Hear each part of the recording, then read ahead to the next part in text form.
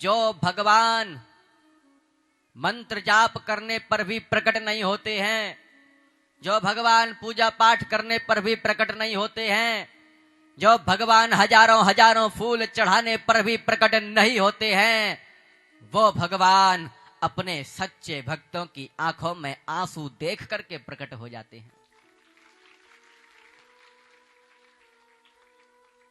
भगवान की सबसे बड़ी कोई कमजोरी है तो वो यही है कि वो अपने सच्चे भक्तों की आंखों में आंसू नहीं देख सकते हैं। आज उन गोपियों ने कन्हैया के लिए रोना जब प्रारंभ किया तब गोपियों की आंखों में आंसू मेरे कन्हैया पर देखे नहीं गए। उनका हृदय करुणा से भर गया। तब सभी गोपियों के मध्य में कन्हैया प्रकट हो गए। बोलिए रास बिहारी भगवान की जय हो।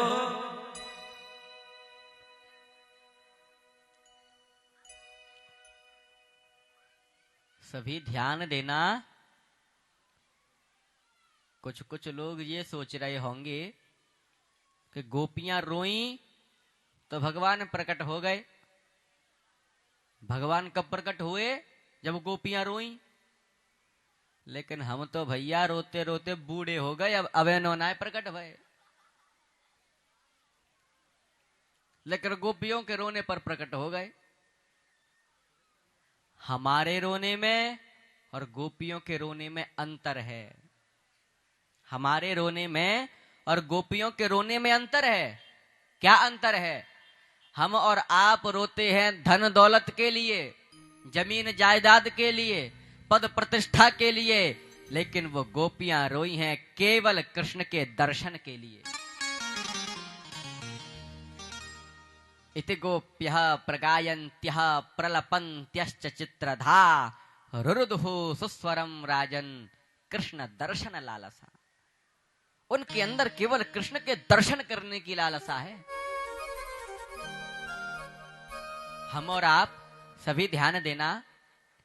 हम और आप अगर 5 मिनट भी किसी मंत्र का जाप करते हैं या किसी स्तोत्र का पाठ करते हैं, आंख बंद करके ध्यान भी करते हैं, तो उन 5 मिनटों में हमारे अंदर 50 इच्छाएं प्रकट हो जाती हैं कि हमारा मकान बन जाए, मैं पड़ोसी से अधिक धनवान बन जाऊं, मेरे बेटे की नौकरी लग जाए, सबसे ज्यादा मैं अमीर बन जाऊं। तो 5 मिनट के मंत्र जाप में हमारे अंदर 50 इच्छाएं प्रकट होने से मन 50 जगह भाग गया। लेकिन सुखदेव जी महाराज कहते हैं, हे राजन परीक्षित, गोपियों ने 19 श्लोकों में भगवान की स्तुति की है और उन गोपियों का मन कृष्ण के अलावा कहीं भी नहीं गया। गोपियों का मन श्री कृष्ण के अंग प्रत्यंगों में ही बस रमण करता रहा।